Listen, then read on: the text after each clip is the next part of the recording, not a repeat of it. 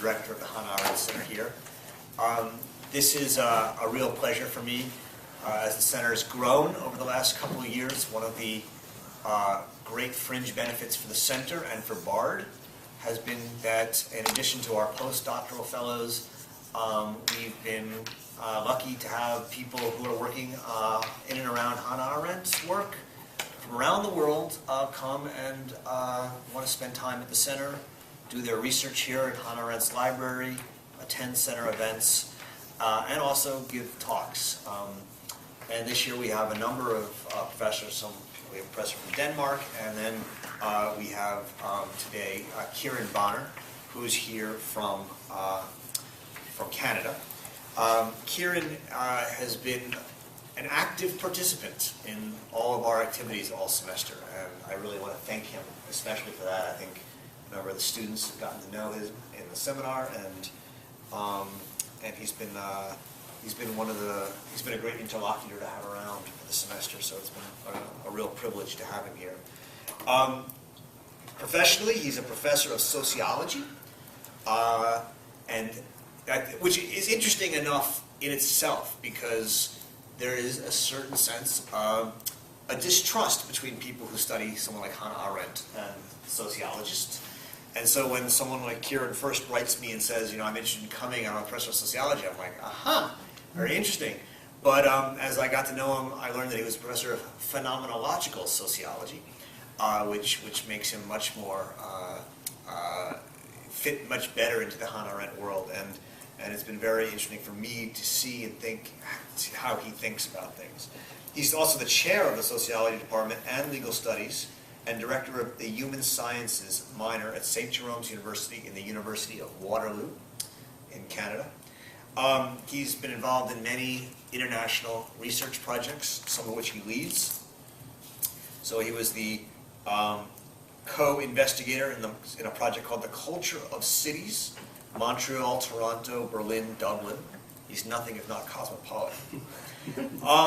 And he also is currently the co-investigator on the interdisciplinary research project City Life and Well-Being, the Gray Zone of Health and Illness. Again, very interested in cities and their different projects. Today he's going to talk about Hannah Arendt and social science, the question of how one can both be a thinker and a philosopher and also be a social scientist. So without further ado, please welcome Kieran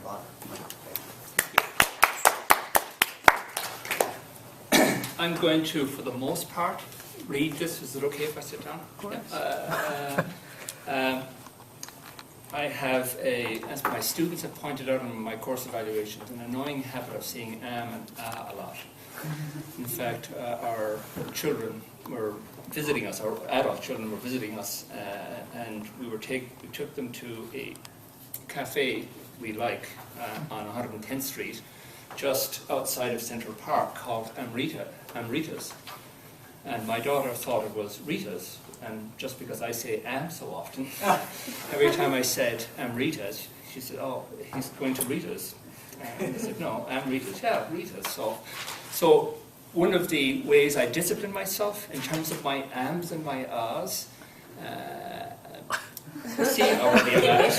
is to read. Hannah Arendt did say that thinking is a kind of an interruption. And unfortunately, it's not pleasant when you hear somebody talking and a thought occurs to them, and they say and a lot as they try to collect themselves for the next sentence.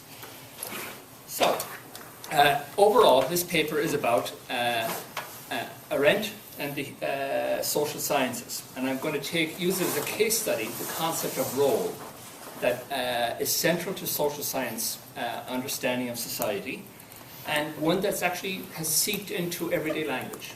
It's one that people use all the time in describing their professional relation to their jobs. What my role is, teacher, student, etc. And there's a sociologist called Anthony Giddens, famous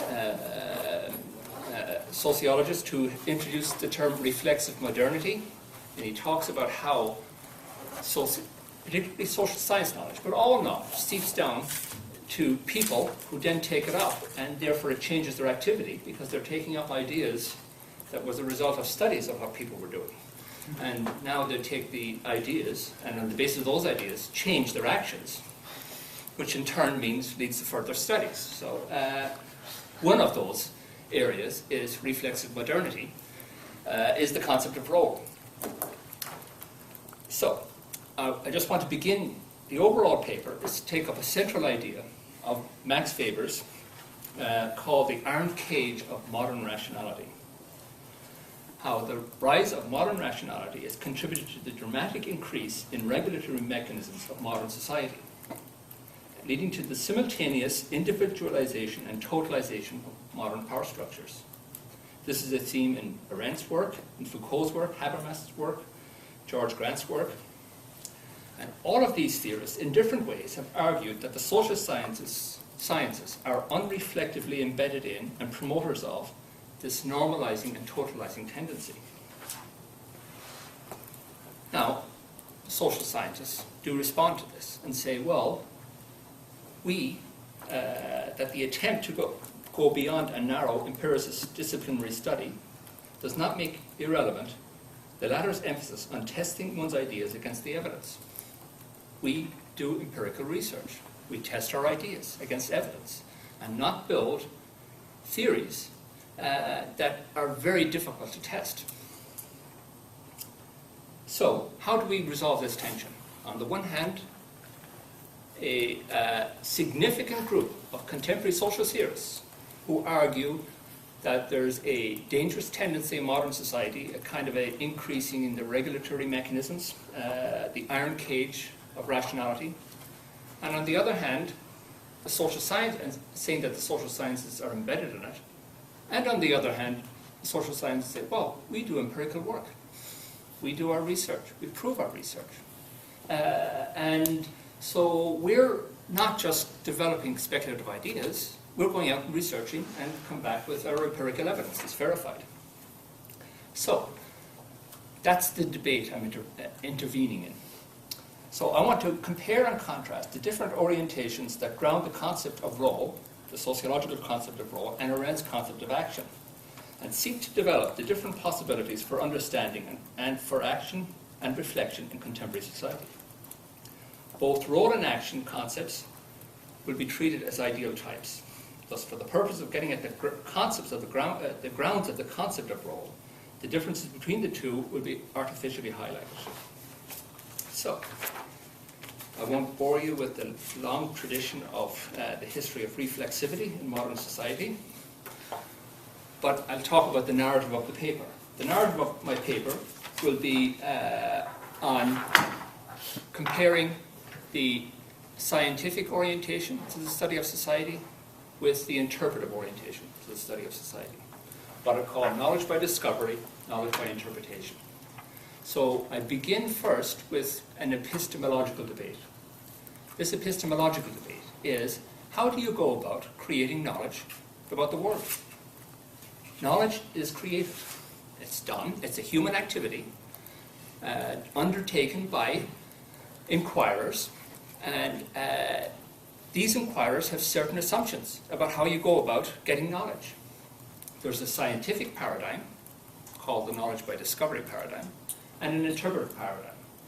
The scientific paradigm is the one that's dominant is in the natural sciences and for the most part, in the social sciences. And it's sometimes taken to be the only route to knowledge creation, i.e. we create the facts. And the interpretive tends to be more dominant in the humanities. So, let me outline the two different paradigms. So, the discovery mode is the typical mode in the natural sciences and adopted by the social sciences. Littlejohn says it's so widespread that it's sometimes erroneously assumed to be the only appropriate route to knowledge and not just one possible avenue. The key assumptions are knowledge, the world lies outside the mind of the observer and awaits in discovery. There's a world out there, you often hear this, the real world out there, and it lies await of discovery. knowledge is something you get by observing. The standard of good knowledge in the discovery mode is accurate and objective observation. And so one of the key elements for the discovery mode is to develop the technologies for observation, whether it is the universe, initially the telescope, or the microscope. Developing technologies so you can do accurate observation. And the criteria is validity, i.e., is it this reliable and valid knowledge? Is it verifiable? Can somebody else come and come to the same conclusions? So that's one paradigm for knowledge creation in modern society. Let me use the concept of role as a way of highlighting this modern idea of paradigm. Role. What is the concept of role, sociologically speaking? Basically, role responds to a position in society called status. That people have statuses in society, and those statuses come with expectations. So let's take the example of student and teacher. There's the status of student and teacher, and there's the expectation, rights and obligations that go with each of these statuses. Role is the performance of those expectations. So the typical expectations that go to the set of expectations that go along with a student, for example, would be attend classes, do assignments, and get graded. The expectations of the professor would be to come in, give lectures, provide a curriculum and a syllabus, do the assessment fairly and objectively, etc. So they're supposedly the expectations on both parts, and this is how these roles interact. So a definition, a simple definition of role is a typified response to a typified expectation. And that these expectations are not the expectations of other people. If Professor Berkowitz is teaching a class, it's not Roger's expectations, but the expectations of being a professor and a teacher. So in a class recently, Roger asked, okay, I'm asking you a question, why are you answering? Are you answering freely, or is it driven by some biological need? Sociology would say, well, that person, the student is answering because that's part of the expectations of the teacher-student relation. You've had to read the material in advance. The teacher can ask a question. It's expected the student be able to answer. So that and sociologists can call this motivated compliance. So let's think about that. Role theory formulates actors who are able to recognize expectations and know how to respond to them. To be named as a parent or a teacher or an army colonel is to simultaneously invoke specific expectations with regard to behavior. And this is often called professionalism. In Peter Berger's analogy, he says, society provides the script and we have to perform it. The actor must not only know the part, you have to not only know your lines, you have to be able to get up and perform it on the stage of society. This concept is central to mainstream sociology. Now, the paradigm that rests on a different epistemological perspective is knowledge by interpretation. And here, the knowledge by interpretation makes very different assumptions about the nature of how knowledge is created. First of all, it says that the mind and the world are interdependent.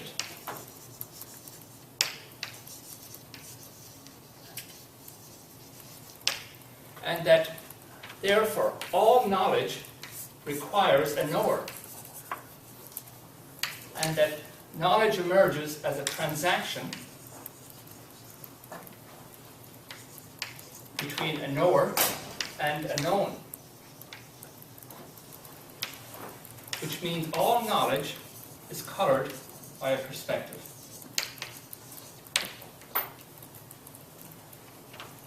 So, from the knowledge by interpretation paradigm,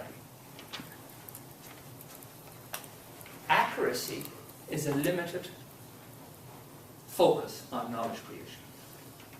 It's a limited focus because the issue for the knowledge by interpretation perspective is the worth and the value of the perspective, i.e., what does it help us see and what is it blind to?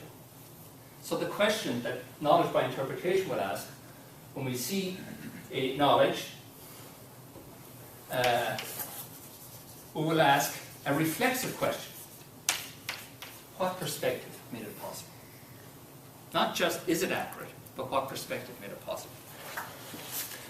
So, as playfully, and this is, I'm playing with a grey zone in Arendt, I think, here, because Arendt was very emphasized the importance of facts, as we know. This is the theme of this year's seminar and conference, and the how politics depends and democracy depends on facts and truth-telling. I'm going to place Arendt in the knowledge by interpretation paradigm. And see, what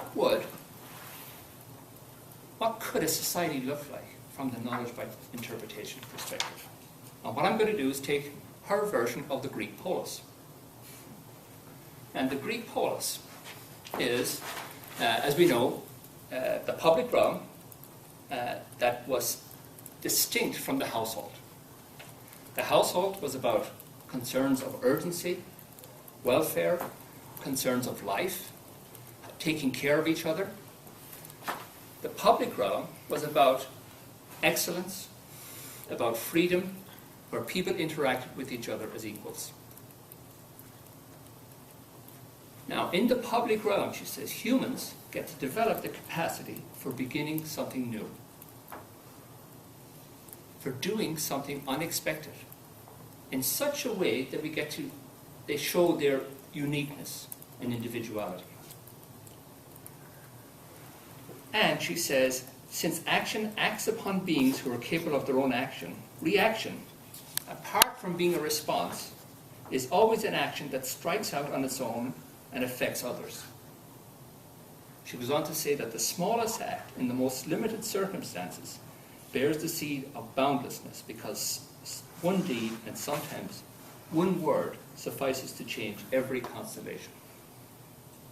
So the condition of unpredictability and surprise are part of the actor she's theorizing in the polis. So we have two actors here, the person of action and the role player. They seem to have opposite skills.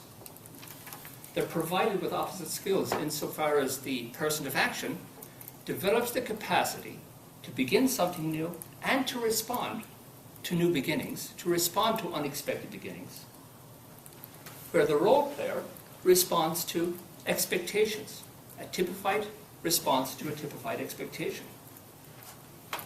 So we have the expected and the action as the unexpected.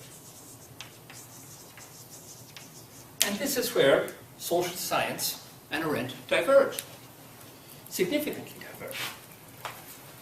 So, at first glance, Arendt's understanding of the person of action is the opposite of the structuralist role player. One way to understand this opposition between these two players is that each perspective describes two different worlds. The world of the ancient Greek polis, or the world of the modern social system. For the former, the ancient Greek polis, action is required as a full condition of membership. She says, quote, courage therefore became the political virtue par excellence, and only those men who possessed it could be admitted to a fellowship that was political in content and purpose, and therefore transcended the mere togetherness imposed by all through the urgencies of life. In contrast, for role, and if you're ever in a job, or or even in the university where we are, say, are you competent in your job? They'll ask, are you good at doing your job? And it'll be in terms of the expectations of those jobs. This is the way this concept in the 1950s was a way of studying society, has seeped into administrative language. It's sort of surrounded by administrative language and contributing to the administration of society. So, but the opposition between both concepts is complex. Because Arendt recognizes that the public realm has seriously been eroded in favor of what she calls the social realm. She says it's decisive, with the rise of society, the rise of the modern era, that society, on all its levels, excludes the possibility of action, which formerly was excluded from the household. Instead, society expects from each of its members a certain kind of behavior, imposing innumerable and various rules, all of which tend to normalize its members and to make them behave, to exclude spontaneous action or outstanding achievement. So, insofar as the social realm dominates, the picture given by the structuralist role theory of how humans behave in modern society is the same as Arendt's. Both perspectives see contemporary human action as best understood in terms of what society expects.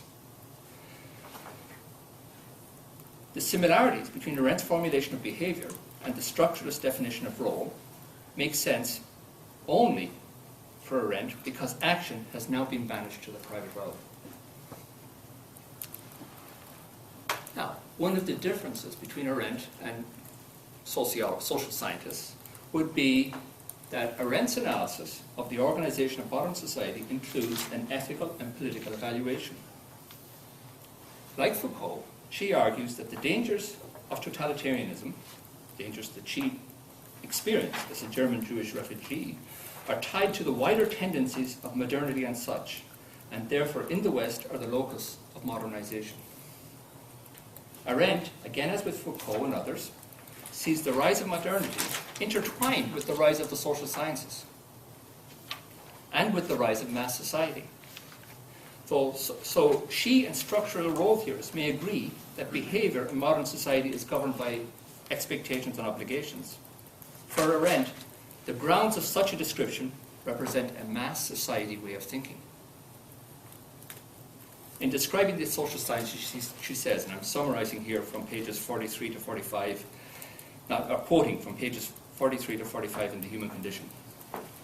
She says, the social phenomena which make the mathematical treatment of reality possible, great numbers, accounting for conformism, behaviorism, and automatism in human affairs, were precisely those traits which, in Greek self-understanding, distinguish the Persian civilization from their own. The unfortunate truth about behaviorism and the validity of its laws is that the more people there are, the more likely they are to behave, and the less likely they are to tolerate non-behavior. In reality, deeds will have less and less a chance to stem the tide of behavior, and events will lose more and more of their significance.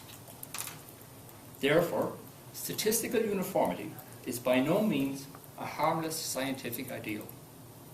It is the no longer secret ideal of a society which, entirely submerged in the routine of everyday living, is at peace with the scientific outlook inherent in its existence. The rise of the behavioral sciences indicates clearly the final stage of this development, when mass society has devoured all strata of the nation and social behavior has become the standard for all regions of life.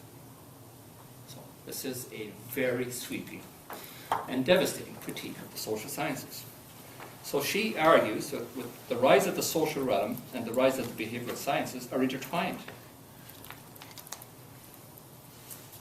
By implication, therefore, and the social sciences say, well, our concept is testable and verifiable. If we look at, I was to do a study of how BART students react, it would seem that they're, for the most part, looking at the concept of role, they're fulfilling the concept of role, if been socialized successfully, to be BART college students. And if not, they'll suffer sanctions of failing courses and ultimately being disciplined and expelled. And that could be documented. How can you document the idea of beginning something new? I mean, that's the challenge in terms of from a scientific framework. So, for Arendt, far from being a neutral, I mean, the social sciences claim objectivity, but far from being neutral, concepts like role may promote a potential blindness to the possibilities of action, a blindness that fits to the requirements of bureaucracy, the most modern form of government. As Walsh says, the failure to acknowledge the distinction between action and other kinds of human activity is, for Arendt, the cardinal and original sin of the social sciences. Arendt anticipates the analysis of Foucault, who argues that the human sciences in general have their roots in the rise of a disciplinary technology, prisons, insane asylums, etc.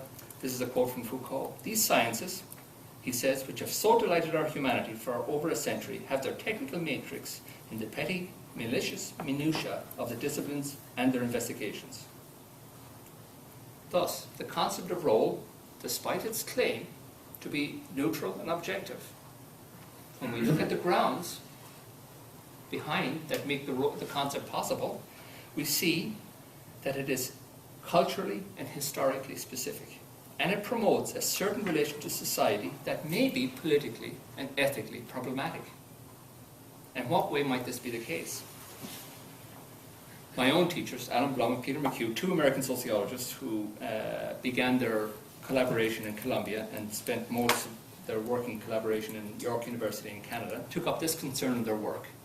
And they did it independently of Arendt, but at a certain point, Arendt was discovered by these sociologists, and then they were sort of seen to have similarities in the way that they saw themselves as sort of alone in the field of sociology. So they argue that the mainstream, this is back in 1984, before they came across Arendt's work, that the mainstream sociological understanding of education as socialization into the roles one is expected to play as a functioning child.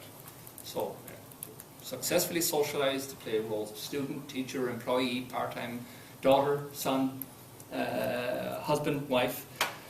They say that that conception is limited because it assumes that adequate socialization is one that enables the actor to satisfy expectations.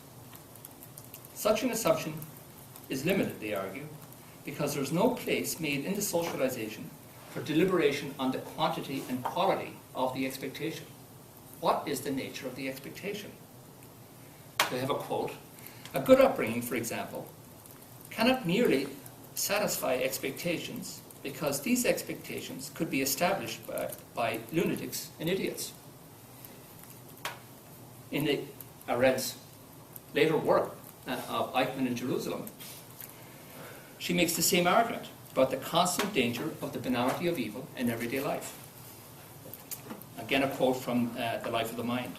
By shielding people from the dangers of examination, it teaches people to hold fast to whatever is prescribed, whatever the prescribed conducts of rule are, may be at any given time in a society. What people then get used to is less the content of the rules than the possession of rules under which to subsume particulars. I am alluding, of course, to what happened in Nazi Germany and to some extent in Stalinist Russia.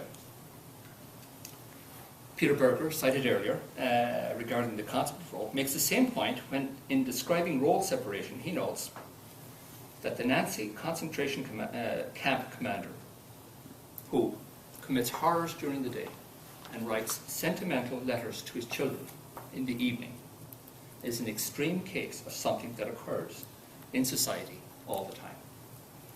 In other words, does the concept of role, in the very precise way it is conceptualized by social science, allow for deliberation on the content of the expectations and to allow for the possibility of whether to assess if these expectations have been established by lunatics and idiots or criminals? So, to reiterate, the differences between the concept of role and Arendt's concept of action in terms of their understanding of the nature of contemporary society and the individual in that society are very deep. Structuralist role theory looks at the reality of modern society and sees positions which are relatively stable, morphological components of social structure. A contemporary interpretive perspective, looking at the same object, sees a society organized on the basis of excluding action and on precluding the possibility, according to the scientific outlook, of seeing that exclusion. Arendt and structuralist role theory represent two different ways of viewing the world. They also offer different kinds of visions of different kinds of communities and different ways of life. It's more than just different descriptions. Rather, there's a theorizing and a theoretic work that grounds and makes possible the separate descriptions. So, the opposition between Hannah Arendt and role theory is not only the different capacities that each perspective privileges, the role player, the action person, or the orientations, the interest in the expected versus the unexpected, but implicitly the fundamentally different assumptions that structure their knowledge production. Arendt's classification of human activity in the human condition can now be understood as involving both an accepting of the sociological focus on everyday life and a highly critical perspective on how sociologists actually carry this out. So, both role theorists and Arendt says, yes, true, contemporary society expects from each of its members a certain kind of behavior. For role theory, this is a neutral description, while for Arendt, it is precisely what is dangerously problematic about contemporary society. While role theorists acting on the assumptions of knowledge by discovery often can and often do accuse Arendt's analysis of being subjective, dogmatic, opinionated, Arendt would argue that a role theory is sustained by the very society it purports to describe. While social scientists can justifiably argue that Arendt's perspective, by virtue of the freedom built into the concept, is not available to empirical verification, Arendt's builds into her analysis a reflexive understanding of why the behavioral sciences are verifiable in the first place. In particular, Arendt's analysis of contemporary society explicitly includes ethical and political evaluation. For example, I have a quote from Canavan here: "Our duty to be citizens, looking after the world and taking responsibility for what is done in our name," while the objectivity of role theory explicitly excludes such evaluations because we have to remain neutral and objective and just let the facts speak for themselves. I mean, so one way I have of thinking about this recently is the evacuation of the Occupy Wall Street from Zuccotti Park, and Mayor Bloomberg speaking to the press afterwards saying, well, they have a right to protest, and the people have a right to go to work, and the other people have a right to go home, and some other people have a right to go shopping. He didn't use that phrase, but it's implied. And he said, you know, as long as everyone respects everyone's rights, we'll all get along.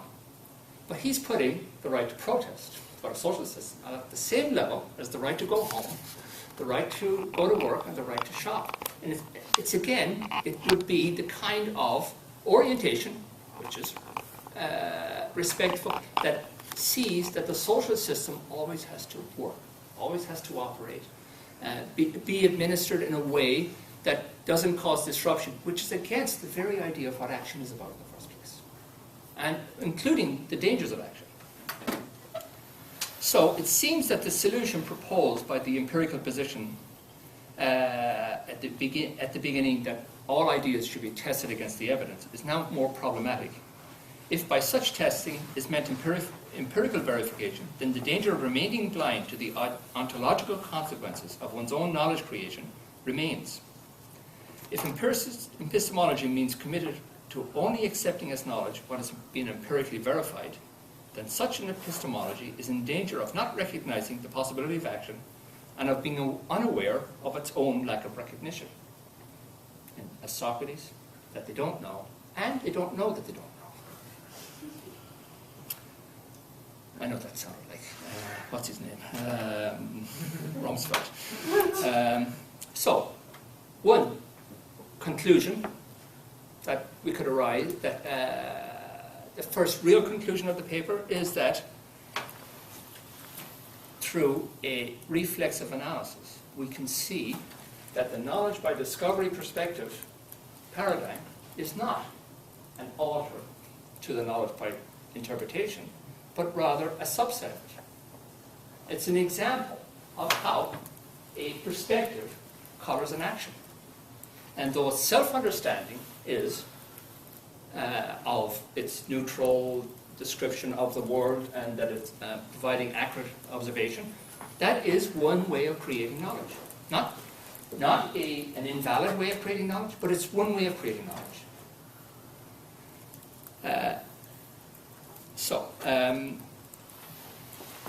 So we see that the epistemology perspective of discovery not only colors, but structures the way social action is seen and understood, ironically calling a ground to its interpretive ground, which goes some way to deconstruct its self-understanding as an objective description. This interpretive ground, underlying discovery epistemology, shows that the paradigmatic difference between discovery and interpretation is deeply artificial. It's nevertheless useful for the purpose of clarification through radical interpretive analysis. So, in the narrative of the paper so far, Arendt's position would appear to be more reflexively coherent, but as she addressed in her later work, while our concept of action points to a fundamental human capacity to interrupt action, it does not by itself confront the ethical problematic of the content of expectations. And this is why Arendt's later work sort of took a bit of a turn, as I see it, and I'm happy to have an argument with people about this. Not happy to have an argument, but I'm willing to have an argument.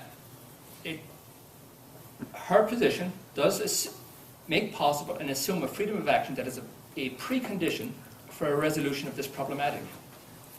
I'm asking the question, is a more reflexive relation to the idea of role possible for sociology? A relation that both allows sociologists to take responsibility for their knowledge production while addressing the limitations of a strict social science perspective. Is it possible, in other words, to use Arendt's criticisms as a useful tool that complements sociology rather than attempting to wreck it?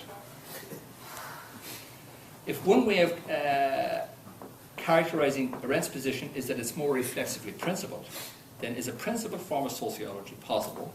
One, for example, that enables the sociologist to conceptually make room for the possibility of freedom in following expectations. So I'm going to draw on two sociologists.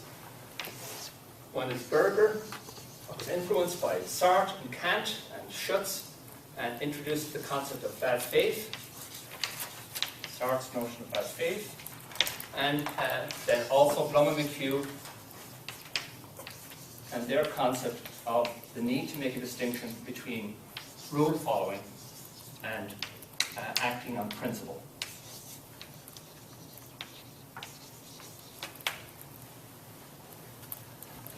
So, one way to address this possibility is to return to this phenomenological sociologist, Peter Berger, who provides for the possibility of an actor who can be formulated as having the capacity to know and understand expectations, but also the capacity to resist them. In order to conceptualize actors in this way, he acknowledges that he has to move outside the scientific framework in order to draw on a more phenomenological framework. In this case, it conceptualizes actors who have the capacity to see that they have a choice with regard to their expectations that demand to be met in every social encounter. That's sort of what sociologists point out. In every social encounter you're in, you're faced with expectations. And those expectations are tied to the status of the various situations. But can sociology formulate an actor who's able to assess the expectation and accept their responsibility in meeting them? So, drawing on Kant, he acknowledges that this frame of reference requires an assumption of freedom that is not empirically available, given that there is no other way of perceiving freedom, either in oneself or through another human being, except through inner subjective certainty that dissolves as soon as it is attacked with the tools of scientific certainty or theoretical analysis. This means having some reserve on the orientation that believes only in the fragments of reality that can be dealt with scientifically, while still showing how it is possible to think sociologically without abandoning this notion of freedom. This is Peter Berger. The capacity to say yes or no to expectations is a universal possibility. is basically the assumption of law and assigning criminal responsibility, even if this possibility is not actualized in practice. Quote from Berger, "If we maintain that authenticity and freedom in society is possible, we are not thereby maintaining that most men are indeed making use of this possibility." While acknowledging the contribution that knowledge from a social science perspective makes to our understanding, especially with respect to how we are social beings and our existence is bound to specific social locations, the new frame further allows for the recognition that every role, this is a quote from Peter Berger, can be played knowingly or blindly. Insofar as it's played knowingly, it can become a vehicle for one's own decisions. From a frame of reference that recognizes man as free, he wrote in 1961. So, man, he uses that language. That man is free, like Arendt. Berger introduces the notion of bad faith, a frame of reference that conceptualizes actors as responsible for their actions. That is, actors are in bad faith when they attribute to iron necessity what they themselves are choosing to do. Thus, and this is a quote from Peter Berger, the terrorist who kills and excuses himself because the party ordered him to kill is in bad faith, because he pretends that his existence is necessarily linked with the party, while in fact this linkage is a consequence of his own choice.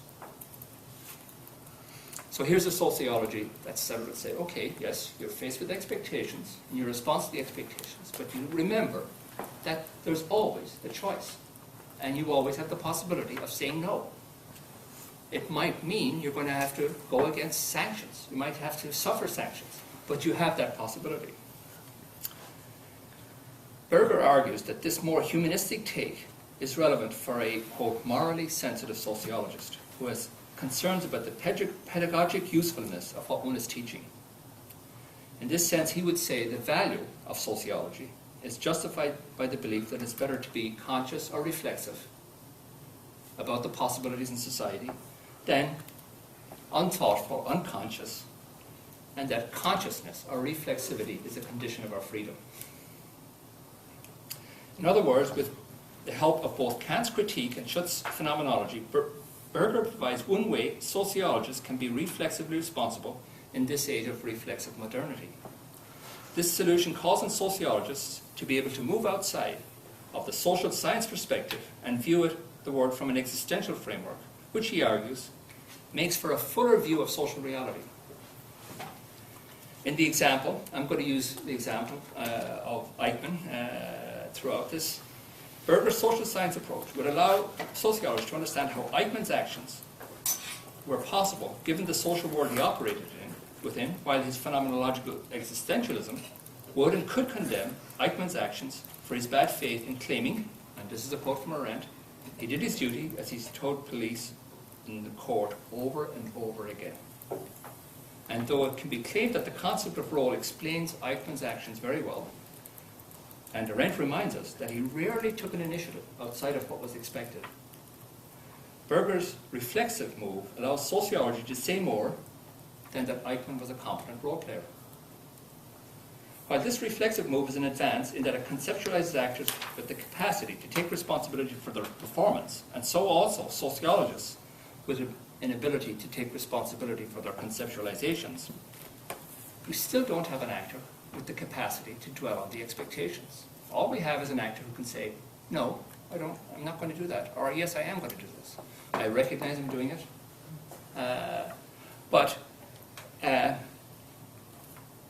For example, and this is a quote from Arendt, in his last statement to the court, Eichmann admitted that he could have backed out of his role on one pretext and another, but that he had always thought such a step was inadmissible, and even now, he did not think it was admirable. This is at the end of the trial. He could have backed out of the horrific crimes he was part of, but he didn't think it was admirable vis-a-vis his conception of duty. That is, he recognized he had a choice to say yes or no, but such an action was not taken because even in the retrospect of the horror of his crimes, it was not, quote, in his words, admirable. With this example, the case could be made that Eichmann is acting in good faith in acknowledging that he chose to do what he thought of as his duty. and this despite the awareness of the horrific consequences of his action. Thus, acknowledging that one has a choice, while necessary, is not yet sufficient to address the ethical issue of deciding whether the obligations should be undertaken. So the freedom is just the first condition. So this is where I go on to Alan Blum and Peter McHugh, whose work is concerned with the problem of how and why to theorize whether an action should be undertaken at all. And they take sociology in a more radical direction. Self-reflection, they say, is speech that orients to its center, quote, to its origin or principle, as speech that orients to the way it centers itself. This, they say, is a condition for the very existence and practice of the human sciences. In developing their conceptualization of self-reflection, they seek to develop the concept of an actor who can be conceived of as principled. When such an actor is endowed with the potential to theorize the auspices of his commitments to the action, i.e., that you're theorizing an actor who has the capacity to theorize their own commitments. Why am I committed to the principle behind this action? Not to what's expected of me, but to the principle it embodies. So such an actor would not only have developed the capacity to understand and respond to expectations, be a competent role player, but also has the capacity to theorize the deep difference between doing what is expected and doing what is right, the distinction between being principled and being rule-guided. The oriented actor who lives by principle, this is a quote from them, they argue, identifies the need to be oriented as the need to theorize undertaking, so as the need to orient to whether the particular convention needs to be done, regardless of how it is done and how to do it well. Do we need to do it at all? That fundamental question is part of what they would say is would be part of the actor who is self-reflective and part of the theorist who is self-reflective. Can you ask that question? Is that action, does it need to be undertaken? Stanley Riffel, one of Blum and McHugh's first students from their Columbia days, described the orientation of Blum and McHugh, and he says, what can be said of the competent role player? It can be said that they are doing well whatever the rules require. They are then competent at going along with expectations. But can we not say that if this is the actor's limits, even as the actor must be aware of the rules, there is a glaring unconsciousness, an self-reflectiveness in stopping there? I would suggest that something akin to making one's own behavior an object for themselves for such an actor would require thinking not just about how to do it well, but orienting to whether it should be done at all, whether it is right to do it in the first place. In this case, the concept of role can be reformulated to include the possibility of reflecting on whether one should undertake the action that the expectations call for. Since this is precisely the kind of thinking that Arendt said Eichmann lacked, the theorist now has the possibility of assessing any particular performance, not on the basis of whether it was competent, but also on the basis of whether it should have been undertaken in the first place. One of Arendt's main points in her famous study was not that Eichmann was an exception, but that he was normal. This is a quote. As Eichmann told her, the most potent factor in the soothing of his own conscience was the simple fact that he could see no one at all, who was actually against the final solution. And while people like Pastor Gruber came to him and sought the alleviation of suffering, no one, he said, objected to the very performance of my duties as such. While the different expectations could be met were discussed, Eichmann claimed he was rarely confronted by the principle underlying the performance. Thus, as Arendt's controversial argument states, it was not just Arendt's banality in itself that allowed, pardon? Eichmann's banality. Sorry, Eichmann's banality. I'm tripping over myself. It was not just Eichmann's banality in itself that allowed the horrific evil of the Holocaust to be effectively organized, but, quote, the moral collapse the Nazis caused in respectable European society, not only in Germany, but in almost all countries, not only among the persecutors, but also the victims. While this existential case led Arendt to explore the relation between thinking and morality in her later work, Blum and McHugh address another aspect that is more germane to the interests of this paper, the reflexive responsibility of the social inquirer. The argument Blum and McHugh make is, if convention, rules, expectations were the limit. There could just be two basic orders. Somebody either does it or doesn't do it. They deviate or they conform. They, on the other hand, that the theorist needs to be conceived as a principled actor, which means treating practice and usage as if it were a principled text that is being interested in being responsive to that question, which reflectively becomes the way social inquirer have of exemplifying a responsiveness to the question of principle or rightness. That is to say, the reflexive sociologist committed to the study of roles to say is raising as intrinsic to that very question the principle of rightness of the action which the role performs, whether this involves being a parent, a teacher, or a soldier, or a student. Reflexive sociology, therefore, does not just limit itself to questions about the forces contributing to the performance of the role, which is what social science does and does well, nor to the possibility of recognizing one's choice to say yes or no to expectations, which is what Berger raises, but also the question of the principle or rightness of the undertaking. As Raffel says, theorizing rightness rather than expectedness of any contemplated action would be the self-reflective way for the actor to orient to rules. So, with this background, sociologists can now contribute to the very difficult and controversial dilemma of assessing or evaluating actions that raise concerns like that of the banality of evil.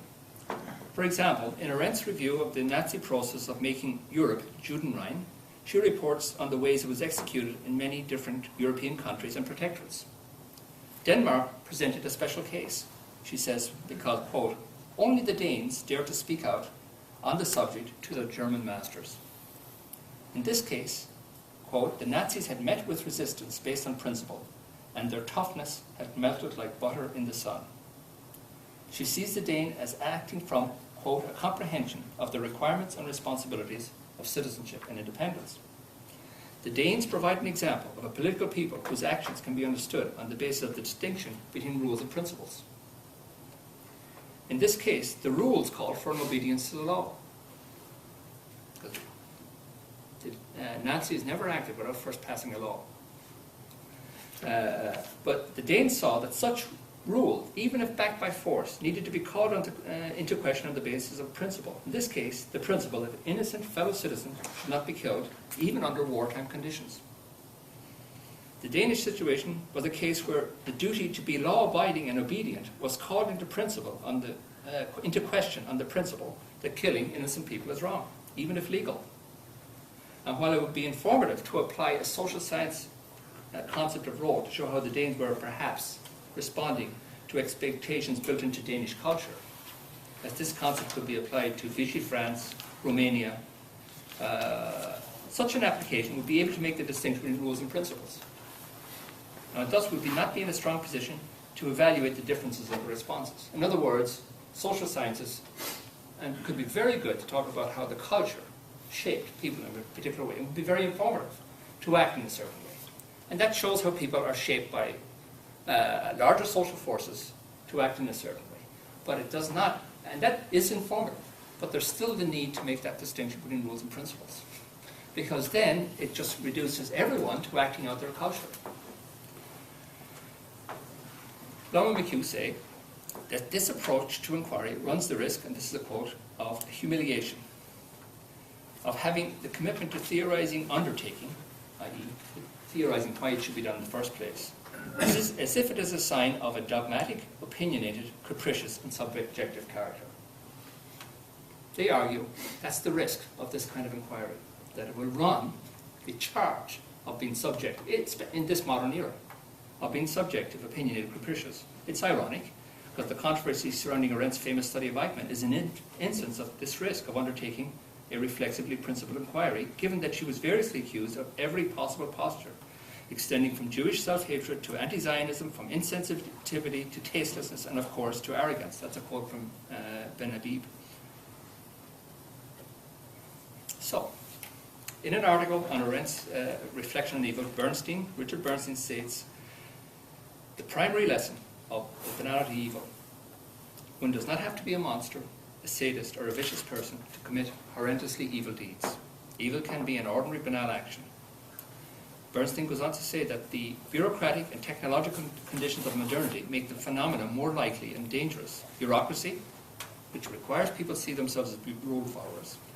And, you know, we think of bureaucracy in, okay, that's like being in the civil service or public service, but bureaucracy is throughout the administration of every organization, public and private, insofar as it has rules, it has, you know, when you sign up with your employer, or informally with being a student, there's the expectations you have to follow. And that's part of how bureaucracy works in modern society.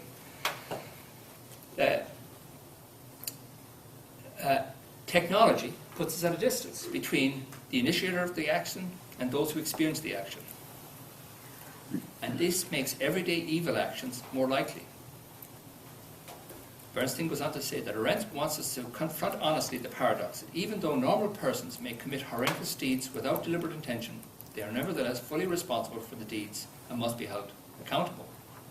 In this era of reflexive modernity, the same case can be made for the production of knowledge by sociologists. Berger provides for a reflexive orientation that enables the sociologists to hold the member accountable for the roles they follow by calling attention to the existential choices that actors make in each social situation, providing the criteria to judge whether they're in bad faith or not. I.e., the person who says, sorry, I have no choice. Which, anytime you've got a parking ticket, right? You've heard that. Sorry, I have no choice. Blum and McHugh go further by calling on the sociologists to make the distinction between rules and principles, and thus subject to inquiry the actual content of the rules or expectations being followed.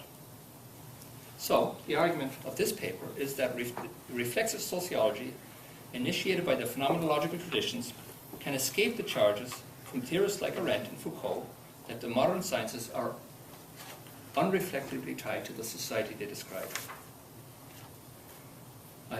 While role theory, as typically conceptualized in the social science tradition, is not neutral, but brings with it ethical and political implications, the reflexive orientation of radical interpretive sociology provides ways to examine these implications in their own right.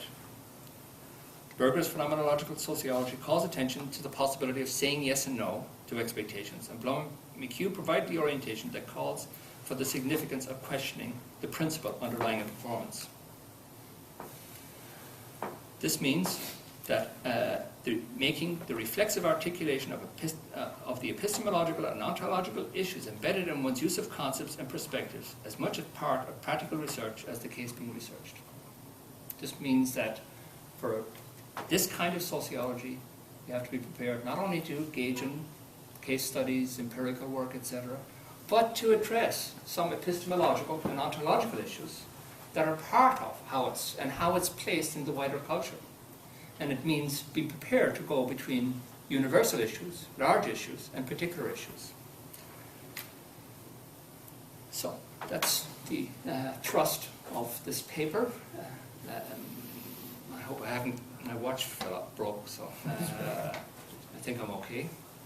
So I have areas for implications for Arendt in the way that but we could take up in questions in terms of her more Kantian focus. And I would see the Blum and McHugh focus as a more Socratic focus. And that's one tension.